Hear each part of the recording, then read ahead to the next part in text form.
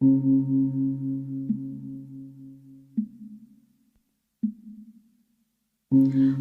Swastiastu. Yang terhormat Bapak DRSI Gede Nurjaya MPD dan seluruh umat beragama yang berbahagia.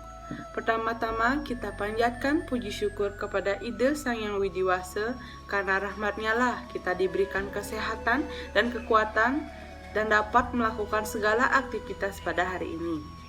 Pada kesempatan ini, izinkan saya memperkenalkan diri. Perkenalkan, nama saya Putu Egidia Pranya Paramita, dan dalam kesempatan hari ini saya akan membawakan sebuah dharma wacana dengan judul Dasar Etika bagi Generasi Muda Hindu. Dalam menjalankan kehidupan sehari-hari, kita sebagai umat manusia tentunya tidak terlepas dari berbagai macam masalah yang datang silih berganti. Ditambah dengan perkembangan zaman yang semakin globalisasi dan semakin pesat, yang mengakibatkan berbagai pengaruh yang dapat mudah masuk dalam kehidupan umat manusia. Sehingga banyak masalah yang dihadapi oleh umat manusia yang semakin hari semakin kompleks. Selain itu, sebagai umat beragama, khususnya umat Hindu, ketika dilahirkan di dunia ini telah membawa sifat-sifat keduniawian. Sifat-sifat keduniawian itu diperlukan dan untuk mempertahankan kelangsungan hidupnya. Namun, sifat-sifat tersebut juga dapat membuat seseorang melakukan perbuatan yang menyimpang dari jalan dharma. Etika merupakan pengetahuan tentang kesusilaan. Kesusilaan yang berbentuk kaedah-kaedah yang berisi larangan-larangan untuk membuat sesuatu yang menyimpang dari ajaran dharma. Dengan demikian, dalam etika akan didapati ajaran-ajaran tentang perbuatan yang baik dan mana perbuatan yang buruk. Etika merupakan salah satu ilmu tentang apa yang baik dan tentang apa yang buruk, dan tentang hak dan kewajiban moral atau akhlak. Nilai mengenai benar salah yang dianut dalam masyarakat. Etika atau yang disebut dengan tata susila juga membina watak manusia menjadi anggota keluarga, masyarakat, bangsa, dan negara agar menjadi manusia yang pribadi dalam usahanya mencapai kebahagiaan hidup lahir dan batin. Ajaran etika tidak semata-mata untuk dikaji, akan tapi lebih penting dalam pelaksanaannya sesuai dengan petunjuk dari agama. Salah satu aspek dalam ilmu etika adalah mengenai aspek moral. Arti dari apa yang baik dan arti dari apa yang buruk. Etika adalah cinta, kasih sayang, di mana seseorang yang menerima etika itu, ia akan menerima cinta dari dirinya sendiri dan menghargai keputusan orang lain. Pada Bhagavad Gita 16, Sloka 11, Dipa Asuri Sampat, Vibhihaga Yoga, disebutkan bahwa mereka yang berlindung pada hawa nafsu, yang sampai hari kematiannya pun tidak mungkin dipuaskan, maka mereka akan menjadi sibuk dengan mengumpulkan benda-benda keduniawian, menikmati kesempurnaan dunia keduniawian. Dalam sloka ini dijelaskan bahwa dalam diri manusia terdapat sikap baik, yaitu ada sabda karma, dan sifat buruk yang dinamakan asubha karma. Etika dalam agama Hindu dinamakan susila, yang berasal dari dua kata, yaitu su yang berarti baik dan sila artinya kebiasaan atau tingkah laku perbuatan manusia yang baik. Maka etika dalam agama Hindu dikatakan sebagai ilmu yang mempelajari tata nilai tentang baik dan buruk dari suatu perbuatan manusia, mengenai apa yang harus dikerjakan dan apa yang harus ditinggalkan, sehingga akan tercipta kehidupan yang rukun, damai pada kehidupan manusia. Pada dasarnya, etika merupakan cinta, kasih sayang dari seseorang yang melaksanakan dan menjalani etika, sehingga ia dalam dirinya menghargai dirinya sendiri dan menghargai orang lain. Dengan adanya etika, menjadikan kehidupan masyarakat menjadi harmonis, rukun, dan menjunjung tinggi rasa saling menghargai antara sesama manusia dan rasa saling menolong antar sesama manusia. Selain itu, etika akan membina masyarakat yang menjadi anggota keluarga serta masyarakat yang baik dan menjadi warga negara yang mulia. Dalam mempelajari etika, kita harus mengetahui dasar-dasar dari etika tersebut.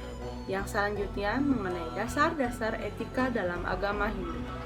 Semua etika agama berasal dari keimaman. Etika Hindu berasal dari keimaman Hindu yang disebut dengan Srada. Keimaman Hindu adalah 5 pilar dasar keilmuan yang disebut dengan Pancasrada. Pancasrada disebutkan sebagai berikut. Yang pertama ada Widisrada sebagai dasar etika Hindu. Umat Hindu yakin bahwa Tuhan berada di mana-mana dan selalu serta Maha Tahu dan Maha Berkasih Sayang. Maka ini yang menjadi alasan dasar yang merangsang orang untuk senantiasa menjaga perilaku agar tidak menyimpang dari ajaran-ajaran Tuhan yang baik dimanapun dan kapanpun, baik yang melihat maupun tidak melihat. Walaupun hanya dalam pikiran saja, Tuhan atau ide Sang Yang Widiwasa dapat mengetahui apapun yang ada dalam pikiran manusia, dan umat agama Hindu yakin bahwa Tuhan menyayangi manusia yang susila dan budi pekerti yang luhur. Pancasrada yang selanjutnya adalah yakin dengan Atma atau Atma Tattva. Dewa yang memberikan kekuatan hidup pada setiap makhluk hidup, Maha Saksi yang tidak dapat ditipu.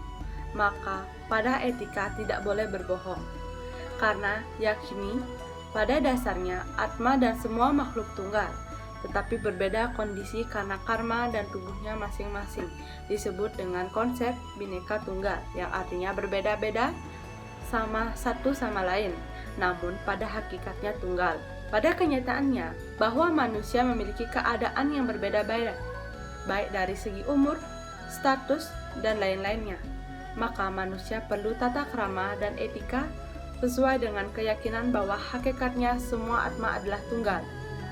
Selain itu, ada filsafat yaitu Tatwam Asih yang berarti dia adalah kamu dan kamu adalah dia. Filsafat ini juga menjadi landasan dalam ajaran etika Hindu. Salah satunya adalah Arimbawa.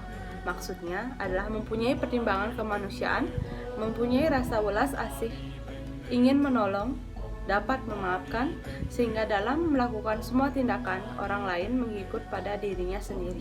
Yang ketiga yaitu yakin dengan karma pala atau hukum karma pala, atau juga sering disebut dengan karma pala tattva. Setiap perbuatan pasti akan mengakibatkan sebab dan akibat. Oleh sebab itu, manusia selalu menjaga sikap, perbuatan, perilaku, dan pikiran agar terhindar dari mara bahaya atau agar selamat dan dihindarkan dari keburukan. Pastilah hal yang buruk akan dituai jika didasari oleh pikiran yang buruk juga. Dengan adanya karma pala dapat menjadi dasar bagi kita sekaligus dalam kontrol dalam berpikir dan berkata dan berbuat dari hal yang kita perbuat. Yang keempat adalah berdasarkan keyakinan pada Punarbawa atau Samsara Tattva. Yang keempat adalah berdasarkan keyakinan atau Punarbawa, atau yang kita ketahui adalah Samsara Tattva. Nah, apabila seseorang yang berperilaku buruk saat ini, dia dalam kehidupan berikutnya dia akan terlahir menjadi makhluk yang lebih rendah daripada saat ini. Dan sebaliknya, bila dalam hidup ini saat ini kehidupannya dipenuhi oleh perbuatan-perbuatan baik, maka kelak dia akan lahir menjadi tingkat makhluk yang lebih mulia dan menjadi manusia yang rupawan, pintar, murah rezeki, memperoleh jalan hidup yang lebih baik, dan sebagainya. Kita harus menjaga tingkah laku agar dapat menjelma dengan tingkatan yang lebih tinggi derajatnya, lebih baik dari segalanya pada saat ini. Minimal kita terlahir tidak jauh menjadi makhluk yang lebih rendah daripada sekarang. Yang kelima adalah yakin dengan surga atau Moksa Tattva. Surga merupakan alam tempat arwah yang sangat menyenangkan. Alam yang menjadi tempat untuk menikmati sukacita bagi arwah yang semasa hidupnya memiliki perbuatan yang baik. Apalagi yakin dengan adanya moksa yang lebih tinggi daripada surga. Moksa yaitu menyatunya atma diri kita dan Brahma atau Tuhan. Bagi yang berhasil melepaskan diri dari belenggu kehidupan ini dengan membuat banyak perbuatan baik atau subha karma, akan menikmati Satchinan Ananda atau suka tanpa pawali duka, yang artinya suka yang tidak akan pernah kembali menemukan duka, atau dengan kata lain mencapai kebahagiaan yang abadi apabila melaksanakan etika atau sila yang dapat menjauhkan manusia dari neraka dan mengantarkan manusia semakin dekat dengan surga dan moksa. Dengan adanya keyakinan ini, mendorong orang-orang untuk beretika, lebih semangat dan mengembangkan sila dalam kehidupannya. Tujuan etika dalam agama Hindu dimuat dalam 4 muatan. Muatan yang pertama yaitu untuk membina agar umat Hindu dapat memelihara hubungan baik, hidup rukun dan harmonis dalam keluarga, masyarakat, negara maupun dunia. Yang kedua yaitu untuk membina agar umat Hindu selalu bersikap dan bertingkah laku yang baik kepada setiap orang tanpa pandang bulu. Muatan yang ketiga adalah untuk membina agar umat Hindu dapat menjadi manusia yang baik dan berbudi luhur. Muatan yang keempat adalah untuk menghindarkan dari hukuman rimba di masyarakat, di mana yang kuat selalu menindas yang lemah. Dengan tujuan-tujuan tersebut, diharapkan umat Hindu menjadi manusia yang berbudi luhur, cinta damai, hidup rukun antar negara, bangsa, dan dunia, dan bertoleransi antar perbedaan yang ada. Selanjutnya, kita pasti bertanya-tanya, mengapa etika itu penting kita terapkan dalam kehidupan bermasyarakat dan bernegara atau dalam kehidupan sehari-hari. Pentingnya etika yaitu sebagai pedoman tingkah laku dalam menjalani hubungan dengan lingkungan masyarakat yang sangat heterogen, di mana dengan latar belakangnya berbeda-beda sesuai dengan tempat individu dalam masyarakat yang memiliki perbedaan cara pandang, perbedaan orientasi dalam kehidupan bermasyarakat. Sehingga etika sebagai sebuah aturan yang mengatur pola tingkah laku setiap manusia, individu mutlak diperlakukan untuk membatasi individu untuk berinteraksi dalam suatu masyarakat sehingga tidak terjadi benturan antar satu sama lain. Sehingga ciri khas yang melekat dalam kehidupan sehari-hari karena sampai saat ini umat Hindu dikenal sebagai umat yang beragama yang memiliki tingkat toleransi yang cukup tinggi.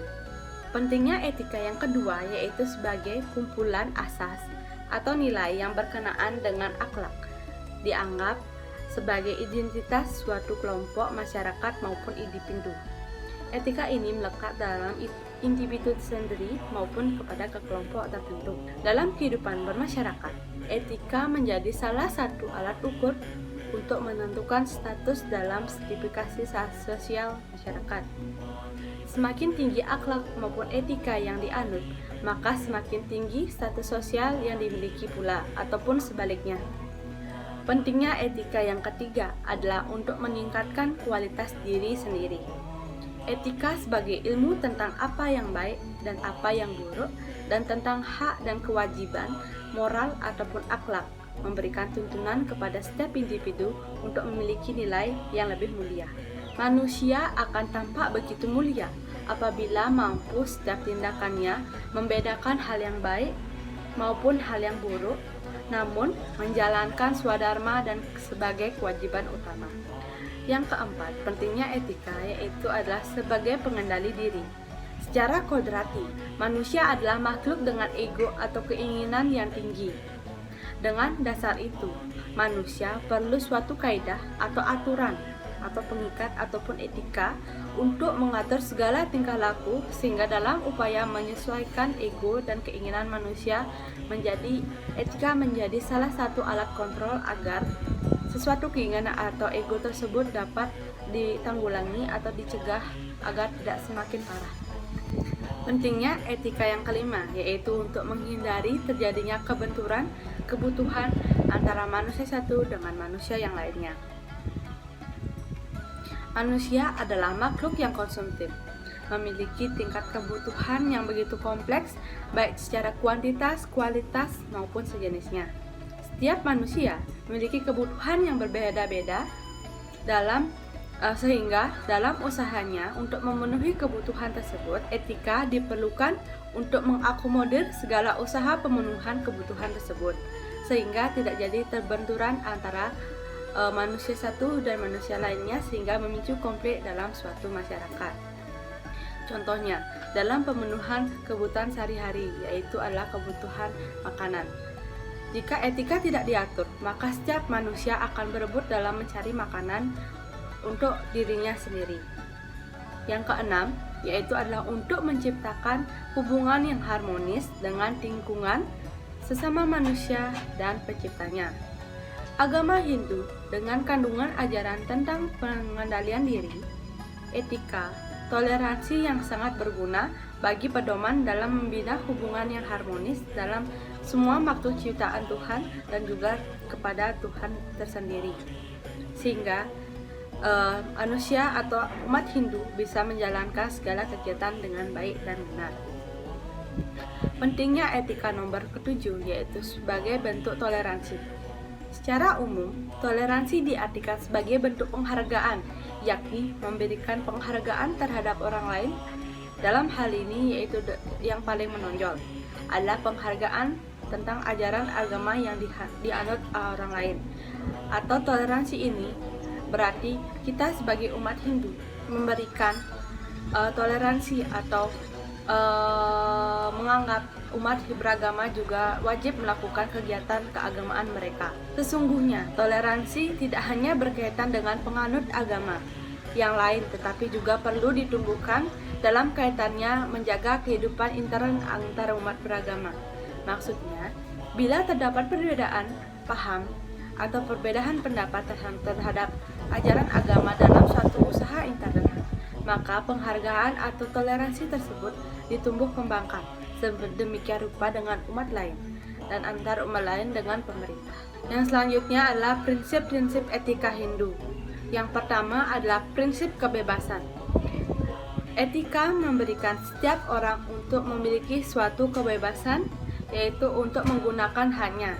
Misalnya, untuk menjelaskan kedudukan persoalannya yang sebenarnya, hak untuk bertanya, hak untuk membela diri, hak untuk menentukan pilihan, dan hak-hak lainnya yang benar. Yang kedua adalah prinsip kebenaran. Seperti namanya, prinsip ini lebih menekankan kepada kebenaran, masalah baik buruk, dan risikonya. Jadi, prinsip ini mencari siapa yang benar, apa yang benar, siapa yang salah, dan siapa yang benar. Yang selanjutnya adalah prinsip keadilan. Keadilan adalah memperlakukan orang secara seimbang, tetapi bukan sama rata. Karena keadilan adalah memberikan setiap orang apa yang menjadi haknya sesuai dengan kewajiban yang sudah ia perbuat. Bila seseorang bersalah, maka haknya adalah dihukum. Sedangkan orang yang berbuat benar, haknya adalah dibela, diberi penghargaan, dan lain-lainnya. Yang selanjutnya adalah prinsip kerahasiaan. Prinsip ini adalah prinsip yang memilih dari segi derajat kerahasiaan sesuatu. Setiap orang pasti memiliki rahasia pribadinya masing-masing. Maka tidak etis jika membeberkan rahasia orang tanpa seizin dari orang tersebut. Yang kelima adalah prinsip tidak merugikan. Prinsip ini memberi patokan asal tidak merugikan orang lain, apapun perbuatan seseorang yang penting tidak merugikan orang lain dan tetap pada etika yang telah berlaku di masyarakat. Yang keenam adalah prinsip menguntungkan. Prinsip ini berorientasi pada keuntungan. Adapun perbuatan ini asal menguntungkan pada pihak orang atau pihak banyak dengan tetap berpegang teguh pada etika, maka prinsip ini dikatakan etis atau benar. Demikianlah Dharma Wacana dengan judul Dasar Etika bagi Generasi Muda Hindu. Jika sekiranya ada kesalahan dalam pengucapan kata maupun kekurangan benaran dalam penyebutan sloka, saya mohon maaf sebesar-besarnya. Akhir kata, saya ucapkan terima kasih atas waktu dan perhatian yang telah diberikan kepada saya. Semoga segala kegiatan yang kita lakukan diberikan jalan yang baik dan benar menuju Dharma. Om Santi Santi Santi.